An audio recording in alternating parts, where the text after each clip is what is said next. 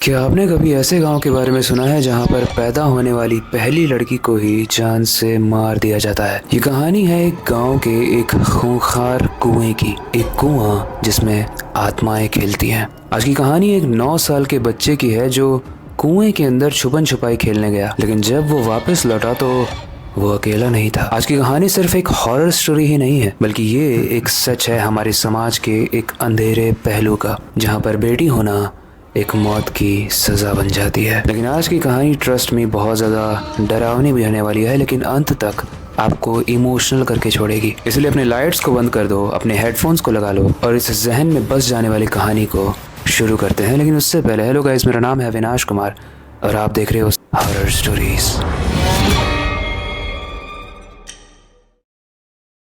आज की कहानी में 2 चीज़ें इंपॉर्टेंट है। एक तो हमारी कहानी का कैरेक्टर जिसका नाम था प्रिंस, और वो खूनी कुआं। प्रिंस 9 साल का था और वो पहली बार अपने माँ बाप के साथ अपनी दादी से मिलने गांव जा रहा था। उसके जन्म होने के बाद ये पहली बार था जब वो अपनी दादी से मिल रहा था। वो 9 साल का छोटा बच्चा अक्सर अपने माँ बाप को गाँव जाने वाली बात पर लड़ाई करते हुए देखता था, जिसमें से माँ हमेशा नाखुश रहती थी गाँव जाने से और पिता हमेशा गांव जाना चाहते थे। लेकिन इस बार प्रिंस के पिताजी के जिद के सामने प्रिंस की माँ ने हार मान ली और डिसाइड हुआ कि वो गांव जाएंगे। और प्रिंस की माँ, जिनका नाम मीना था, वो इस बार इसलिए मान जाती हैं क्योंकि काफी दिन हो चुके थे अपनी सासू माँ से मिले हुए, उस गांव की हरियाली को देखे हुए। इसीलिए वो लोग सुबह सुबह गांव के लिए रवाना हो जाते हैं। और जैसे ही वो गांव में पहुंचते हैं, प्रिंस यानी इस कहानी का छोटा सा लड़का देखता है कि बहुत ही छोटी छोटी लड़कियां आंख मिचौली खेल रही हैं। लेकिन स्ट्रेंज बात यह है कि उन आंख मिचौली खेल रही लड़कियों को देखकर प्रिंस बहुत चुप हो गया। वो गुस्से में इधर उधर देखने लगा और ये बात उनके पिता, जिनका नाम वीरेंद्र था, उन्हें बहुत अजीब लगी। थोड़ी ही देर में वो लोग अपने घर पहुंच जाते हैं और जैसे ही वो घर पहुंचते हैं, प्रिंस की दादी प्रिंस को गले लगा लेती है खुशी से। तो अब पूरी फैमिली गांव के घर में पहुंच चुकी है। प्रिंस अपनी दादी से बहुत प्यार करता है और वो उसे बहुत अच्छा लग रहा है। प्रिंस के पापा बहुत दिनों के बाद गाँव में आके खुश हैं और बहुत ही एक्साइटेड है अपने गाँव को लेकर। लेकिन उस रात जो होने वाला था वो उन्हें पता भी नहीं था। उस रात जब सब लोग सोने गए तो प्रिंस ऐसा महसूस करता है कि उसकी खिड़की पर कोई नॉक कर रहा है। जब वो खिड़की के पास गया तो उसने देखा कि उसी की उम्र की छोटी लड़कियां वहां पर काम कर रही थी और वो प्रिंस से पूछती हैं, क्या तुम छुपन छुपाई खेलोगे? इतना छोटा बच्चा है, 9 साल का है, तो क्यों नहीं खेलेगा? वो उनको हाँ बोल देता है और बहुत एक्साइटेड होता है। लेकिन कहानी में एक ट्विस्ट आने वाला है, इसलिए ध्यान से सुनना। प्रिंस जैसे ही बाहर जाता है उस लड़की के साथ खेलने के लिए, वो लड़की एकदम से भाग जाती है और कहीं पर जाके छुप जाती है। प्रिंस को ये समझ में नहीं आया कि अभी तो मैंने गिनती भी नहीं की थी, ये अभी जाके छुप गई। लेकिन खैर, प्रिंस को लगता है कि शायद गेम स्टार्ट हो चुका है, तो उस लड़की के पीछे जाता है, लेकिन लड़की मिलती ही नहीं है।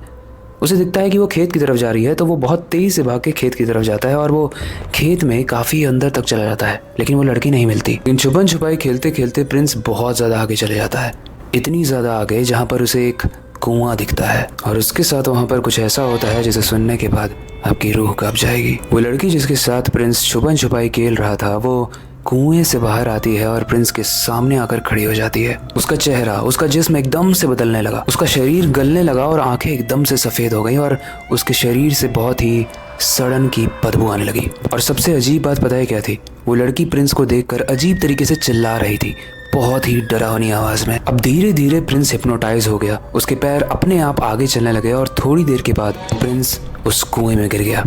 लेकिन जैसे वो कुएं के नीचे गिरता है वो मरता नहीं है और जख्मी हालत में जब वो कुएं के ऊपर देखता है तो वो देखता है कि उस कुएं के चारों तरफ लड़कियां खड़ी हैं, या फिर शायद लड़कियों की आत्माएं खड़ी हैं जो प्रिंस को घूर रही थी। लेकिन इससे भी अजीब बात पता है क्या है? ये लड़कियां वही लड़कियां थी जिसे प्रिंस ने गांव में एंटर करते हुए देखा था, आंख मिचौली खेलते हुए। और उसके कुछ समय के बाद वो लड़कियां एक एक करके कुएं में कूदने लगी। लेकिन जिसके साथ प्रिंस खेल रहा था वो लड़की अभी भी ऊपर ही खड़ी थी, वो उसे बस देख रही थी। लेकिन देखते ही देखते वो लड़की एक काला साया बन गई, भाप बन गई, एकदम से गायब हो गई। और ये सब चीज़ें देखकर प्रिंस इतना डर गया कि वो बेहोश हो गया। लेकिन जब प्रिंस की आँख खुली तो वो घर में था। लेकिन उठते ही प्रिंस अपनी दादी के पास गया और बोलता है कि आप चलिए मेरे साथ। दादी को कुछ समझ में नहीं आया कि ये कहाँ मुझे ले जा रहा है, लेकिन अपने पोते के कहने पर वो चल पड़ी। प्रिंस ने दादी का हाथ पकड़ा और घर से बाहर ले जाने लगा।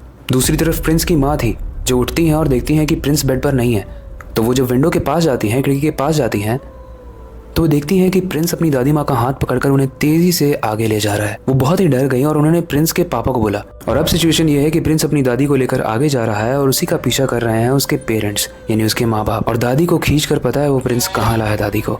उसी कुएं के सामने। और जैसे ही प्रिंस के माँ बाप पीछे जो थे वो भी प्रिंस के सामने आए तो उन्होंने देखा कि प्रिंस का चेहरा बहुत ही बदल चुका है।